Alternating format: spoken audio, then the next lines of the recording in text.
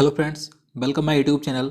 दोस्तों, आज के इस वीडियो में हम अप्रैल मंथ करंट अफेयर्स के 25 मोस्ट इंपॉर्टेंट क्वेश्चन देखेंगे जो आपके सभी आने वाले एग्जाम के लिए महत्वपूर्ण है। तो वीडियो को एंड तक पूरा देखते रहिए। तो चलिए आज का वीडियो शुरू करते हैं। तो यहाँ पर आज का पहला क्वेश्चन है, G20 के ऊर्जा मंत्रियों की विशेष वर्चुअल बैठक 2020 संपन्न हुई। किस देश के ऊर्जा मंत्री ने इस बैठक की अध्यक्षता की थी? तो इसका आंसर ऑप्शन ए हो जाएगा सऊदी अरब। तो देखिए 10 अप्रैल 2020 को G20 के ऊर्जा मंत्रियों की एक विशेष वर्चुअल बैठक संपन्न हुई थी। तो इसकी अध्यक्षता की थी सऊदी अरब के ऊर्जा मंत्री प्रिंस अब्दुल अजीज ने, याद रखना है। और देखिए कुछ दिन पहले ही G20 वर्चुअल शिखर सम्मेलन भी हुआ था, तो उसकी अध्यक्षता भी सऊदी अरब ने की थी। तो आपको याद रखना है। चलिए आगे देखते हैं। किस संस्थान ने कोविड-19 के लिए नवीन ब्लड प्लाज्मा थेरेपी की खोज की है?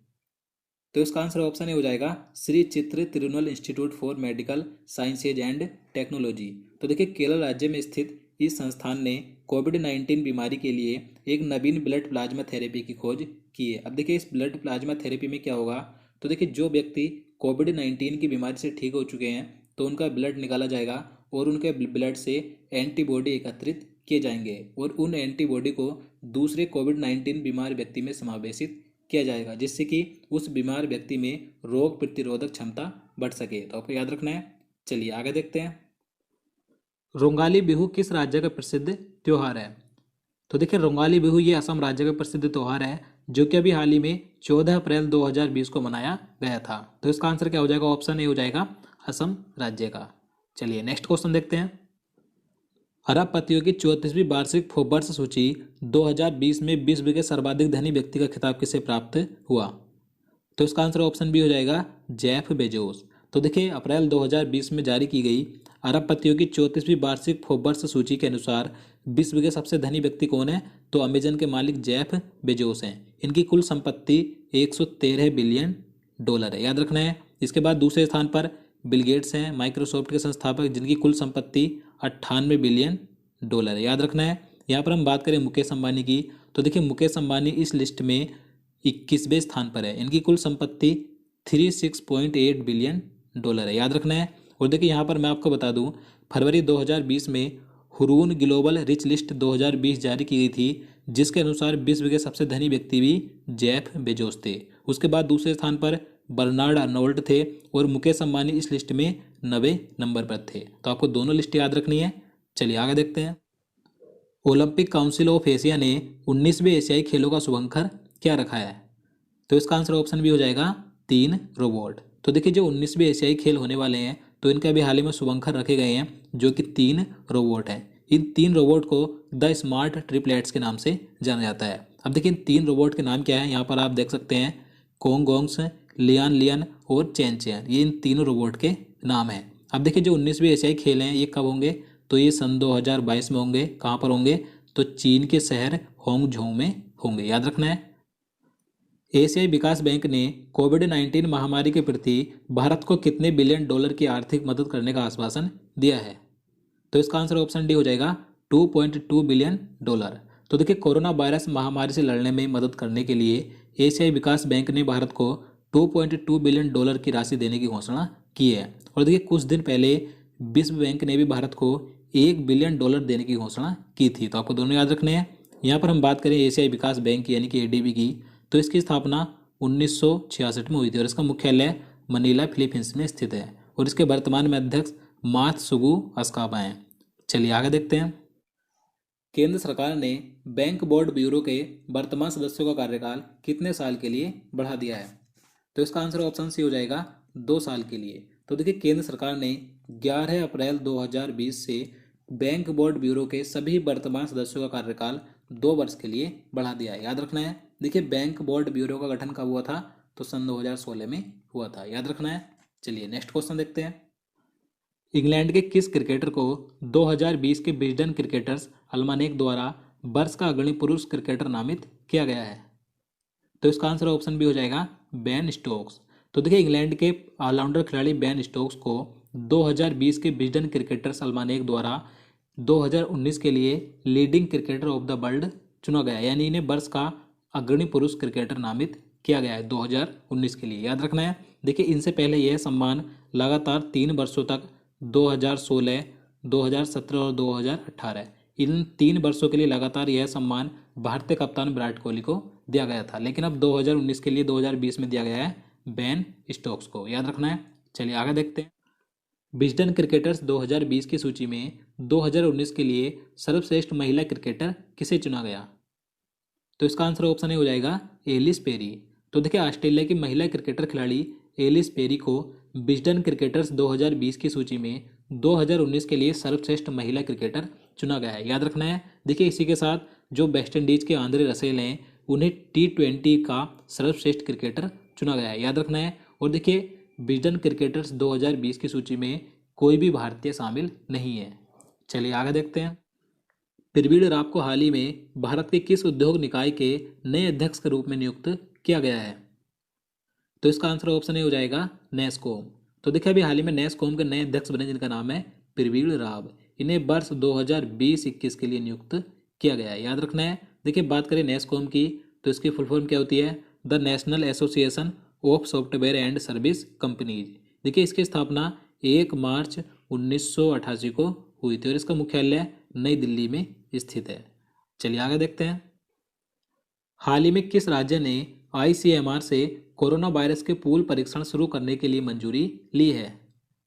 तो इसका आंसर ऑप्शन ए हो जाएगा उत्तर प्रदेश ने। तो देखिए उत्तर प्रदेश राज्य ने ICMR यानी कि भारतीय चिकित्सा अनुसंधान परिषद से कोरोना वायरस के पूल परीक्षण शुरू करने के लिए मंजूरी ले ली है और इस तरीके से पूल टेस्टिंग यानी पूल परीक्षण शुरू करने वाला भारत का पहला राज्य उत्तर प्रदेश बन गया है, याद रखना है। अब देखिए ये जो पूल परीक्षण है इसमें क्या होगा? तो देखिए इसमें कई स्वैब नमूनों को एक साथ रखकर उनका परीक्षण किया जाएगा, यानी कि एक साथ कई लोगों के नाक और गले से स्वैब लिए जाते हैं और उनको एक साथ मिक्स करके सैंपल बनाया जाता है और फिर उस सैंपल की जांच की जाती है जिससे पता लगाया जाता है कि कोरोना वायरस निगेटिव है या पॉजिटिव। तो आपको याद रखना है पूल परीक्षण शुरू करने वाला पहला राज्य उत्तर प्रदेश है। चलिए आगे देखते हैं। किस देश के नागर विमानन मंत्रालय ने लॉकडाउन के मद्देनजर ऑपरेशन लाइफलाइन उड़ान लॉन्च किया? तो इसका आंसर ऑप्शन डी हो जाएगा भारत। तो देखिए भारत के नागर विमानन मंत्रालय ने कोरोना वायरस की वजह से लॉकडाउन के मद्देनजर सबसे दूरस्थ यानी कि दूर स्थानों पर आवश्यक वस्तुओं की आपूर्ति सुनिश्चित करने के लिए ऑपरेशन लाइफलाइन उड़ान लॉन्च किया है। तो आपको याद रखना है। चलिए आगे देखते हैं। एशियाई मुक्केबाजी चैंपियनशिप 2020 की मेजबानी निम्न में से कौन सा देश करेगा? तो देखिए नवंबर-दिसंबर 2020 में होने वाली एशियाई मुक्केबाजी चैंपियनशिप की मेजबानी भारत करेगा। तो इसका आंसर ऑप्शन डी हो जाएगा भारत, याद रखना है। चलिए आगे देखते हैं। डॉक्टर भीमराव अंबेडकर की जयंती निम्न में से किस दिन मनाई जाती है? तो इसका आंसर ऑप्शन सी हो जाएगा 14 अप्रैल को। प्रत्येक वर्ष 14 अप्रैल को भीमराव अंबेडकर जयंती मनाई जाती है। देखिए डॉक्टर भीमराव अंबेडकर का जन्म 14 अप्रैल 1891 को हुआ था। यहाँ पर हम बात करें 17 अप्रैल की। 17 अप्रैल को विश्व हीमोफीलिया दिवस मनाया जाता है, 18 अप्रैल को विश्व विरासत दिवस और 25 अप्रैल को विश्व मलेरिया दिवस। चलिए नेक्स्ट क्वेश्चन देखते हैं। अटल इनोवेशन मिशन, नीति आयोग और राष्ट्रीय सूचना विज्ञान केंद्र ने संयुक्त रूप से किस सॉफ्टवेयर को लॉन्च किया है? तो इसका आंसर ऑप्शन सी हो जाएगा कोलैब कैड। तो देखिए अभी हाल ही में अटल इनोवेशन मिशन, नीति आयोग और राष्ट्रीय सूचना विज्ञान केंद्र इन तीनों ने संयुक्त रूप से मिलकर एक सॉफ्टवेयर लॉन्च किया है जिसका नाम है कोलैब कैड। देखिए यह कंप्यूटर आधारित सॉफ्टवेयर है। देखिए इस सॉफ्टवेयर की सहायता से विद्यार्थी 3D प्रोडक्ट डिजाइन कर सकेंगे, याद रखना है। चलिए आगे देखते हैं। अमेरिकी राष्ट्रपति डोनाल्ड ट्रंप ने किस संस्था को दी जाने वाली सालाना 50 करोड़ डॉलर तक की अमेरिकी धनराशि को रोकने की घोषणा की है? तो इसका आंसर ऑप्शन भी हो जाएगा विश्व स्वास्थ्य संगठन यानी कि WHO। तो देखिए अमेरिका प्रत्येक वर्ष विश्व स्वास्थ्य संगठन यानी WHO फंड में 40 से 50 करोड़ डॉलर की धनराशि देता है। तो इस बार 2020 में WHO को यह धनराशि न देने की घोषणा की। अब देखिए क्यों की है? क्योंकि देखिए कोरोना वायरस के प्रसार को छिपाने में WHO की भूमिका की समीक्षा की जा रही है, तो इसलिए अमेरिका ने यह फैसला किया है। यहाँ पर हम बात करें विश्व स्वास्थ्य संगठन की तो इसकी स्थापना 7 अप्रैल 1948 को हुई थी और इसका मुख्यालय जेनेवा स्विट्जरलैंड में स्थित है। और इसके वर्तमान में अध्यक्ष कौन है? तो टेड्रोस अधानोम घेब्रेयेसस है, याद रखना है। चलिए आगे देखते हैं। चमगादड़ में बैट कोरोना वायरस किस देश के वैज्ञानिकों ने खोजा है? तो इसका आंसर ऑप्शन डी हो जाएगा भारत। तो देखिए अभी हाल ही में भारत के शोधकर्ताओं ने चमगादड़ की 2 प्रजातियों में एक अलग तरह का कोरोना वायरस खोजा है जिसे बैट कोरोना वायरस कहा जा रहा है। अब देखिए 2 चमगादड़ की प्रजाति कौन सी हैं, यहाँ पर आप देख सकते हैं पिटरोपस एवं रोसेटस। ये 2 प्रजाति है चमगादड़ की जिनमें बैट कोरोना वायरस पाया गया है, याद रखना है। चलिए आगे देखते हैं। किस देश ने भारत को 15.5 करोड़ डॉलर की हार्पून तथा टोरपीडो मिसाइलों की बिक्री को मंजूरी दे दी है? तो इसका आंसर ऑप्शन डी हो जाएगा अमेरिका। तो देखिए भारत अमेरिका से 15.5 करोड़ डॉलर की हार्पून तथा टोरपीडो मिसाइलों को खरीदेगा। अमेरिका ने इन्हीं मिसाइलों की बिक्री को मंजूरी दे दी है, याद रखना है। दुनिया में हाइड्रोक्सी क्लोरोक्वीन के उत्पादन और निर्यात में कौन सा देश शीर्ष स्थान पर है? तो इसका आंसर ऑप्शन सी हो जाएगा भारत। अब देखिए ये क्वेश्चन महत्वपूर्ण हो जाता है क्योंकि ये जो हाइड्रोक्सी क्लोरोक्वीन दवा है ये मलेरिया रोधी दवा यानी कि मलेरिया के इलाज में प्रयुक्त होने वाली दवाई है जिसका इस्तेमाल अब कोविड-19 बीमारी के इलाज में किया जा रहा है। तो इसलिए क्वेश्चन महत्वपूर्ण हो जाता है। तो हाइड्रोक्लोरोक्वीन दवा का उत्पादन में प्रथम स्थान पर कौन सा देश है? भारत है। और भारत ही इस दवा को सबसे ज़्यादा दूसरे देशों में निर्यात कर रहा है, तो आपको याद रखना है। चलिए आगे देखते हैं। भारतीय रिजर्व बैंक के किस पूर्व गवर्नर को IMF की प्रमुख के बाहरी सलाहकार नियुक्त किया गया है? तो इसका आंसर ऑप्शन डी हो जाएगा रघुराम राजन। तो देखिए RBI के पूर्व गवर्नर रघुराम राजन को IMF यानी कि अंतर्राष्ट्रीय मुद्रा कोष की जो प्रमुख है क्रिस्टलिना जॉर्जिवा, तो उनके बाहरी सलाहकार समूह में रघुराम राजन को शामिल किया गया है, तो आपको याद रखना है। देखिए बात करें रघुराम राजन की, तो देखिए ये RBI के कौन से नंबर के गवर्नर थे? तो ये RBI के 23वें नंबर के गवर्नर थे और इस समय वर्तमान में RBI के गवर्नर हैं शक्तिकांत दास जो कि 25वें नंबर के हैं, याद रखना है। हाल ही में कौन दुबई स्थित क्रिकेट अकादमी क्रिक किंगडम के ब्रांड दूत नियुक्त किए गए हैं? तो इसका आंसर ऑप्शन बी हो जाएगा रोहित शर्मा। तो देखिए दुबई में जो कोचिंग कराने वाली क्रिकेट अकादमी है जिसका नाम है क्रिक किंगडम, तो इसका भी हाल ही में ब्रांड एम्बेसडर बने हैं जिनका नाम है रोहित शर्मा, याद रखना है। और कुछ समय पहले Rohit Sharma Spanish football league La Liga के भी ब्रांड एम्बेसडर बने थे। और मैं आपको बता दूं मैंने पहले से ही 2020 के सभी महत्वपूर्ण ब्रांड एम्बेसडर का वीडियो बना रखा है। अगर आपने वो वीडियो नहीं देखा है तो आप उसे चैनल में जाकर देख सकते हैं, आपको नीचे डिस्क्रिप्शन में उसका लिंक भी मिल जाएगा। चलिए आगे देखते हैं। पर्यटन मंत्रालय ने हाल ही में किस नाम से एक वेबिनार श्रृंखला की शुरुआत की है? तो इसका आंसर ऑप्शन सी हो जाएगा देखो अपना देश। तो देखिए पर्यटन मंत्रालय ने अभी हाल ही में एक वेबिनार श्रृंखला की शुरुआत की जिसका नाम है देखो अपना देश, याद रखना है। देखिए इसका उद्देश्य है भारतीयों द्वारा अपने देश के बारे में जानकारी प्राप्ति को बढ़ावा देना है। साथ ही पर्यटन उद्योग, आम जनता, छात्रों आदि में पर्यटन के विभिन्न पहलुओं पर भी ज्ञान को बढ़ावा देना इसका उद्देश्य है, याद रखना है। चलिए आगे देखते हैं। तो अगला क्वेश्चन है श्री विरूपाक्ष मिश्रा ने किस बैंक के कार्यकारी निदेशक के रूप में कार्यभार संभाला है? तो इसका आंसर ऑप्शन सी हो जाएगा यूनियन बैंक ऑफ इंडिया। तो देखिए यूनियन बैंक ऑफ इंडिया के नए कार्यकारी निदेशक बने जिनका नाम है श्री विरूपाक्ष मिश्रा।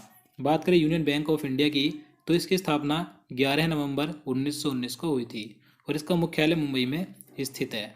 और देखिए इसके वर्तमान में MD और CEO कौन है? तो राजकिरण राय हैं। यहाँ पर मैं आपको बता दूं देखिए अभी हाल ही में 1 अप्रैल 2020 को यूनियन बैंक ऑफ इंडिया में 2 बैंकों का विलय किया गया था, कॉरपोरेशन बैंक ऑफ इंडिया और आंध्रा बैंक। तो इन बैंकों के विलय होने के बाद union bank of India Bharat का 5वां सबसे बड़ा सार्वजनिक बैंक बन गया है, तो आपको याद रखना है। भारत का दूसरा सबसे बड़ा सार्वजनिक बैंक कौन सा बना है? तो इसका आंसर ऑप्शन ए हो जाएगा पंजाब नेशनल बैंक। तो देखिए आप सभी को मालूम होगा अभी हाल ही में 1 अप्रैल 2020 को 10 बैंकों का विलय करने के बाद 4 बैंक बनाए गए थे। पंजाब नेशनल बैंक में 2 बैंकों का विलय किया गया था। वे बैंक कौन कौन से हैं? ओरिएंटल बैंक ऑफ कॉमर्स और यूनाइटेड बैंक ऑफ इंडिया। तो इन 2 बैंकों का पंजाब नेशनल बैंक में विलय करने के बाद पंजाब नेशनल बैंक देश का दूसरा सबसे बड़ा सार्वजनिक बैंक बन गया है, याद रखना है। बात करें पंजाब नेशनल बैंक के वर्तमान में MD और CEO कौन है? तो SS मल्लिकार्जुन राव है। तो दोस्तों आज के लिए इतना ही। उम्मीद करता हूँ आपको वीडियो पसंद आया। अगर आपको वीडियो अच्छा लगा हो, आपके लिए हेल्पफुल हो तो प्लीज़ वीडियो को लाइक और शेयर करना, साथ ही चैनल को भी सब्सक्राइब कर लेना। तो चलिए मिलते हैं नेक्स्ट वीडियो में। जय हिंद।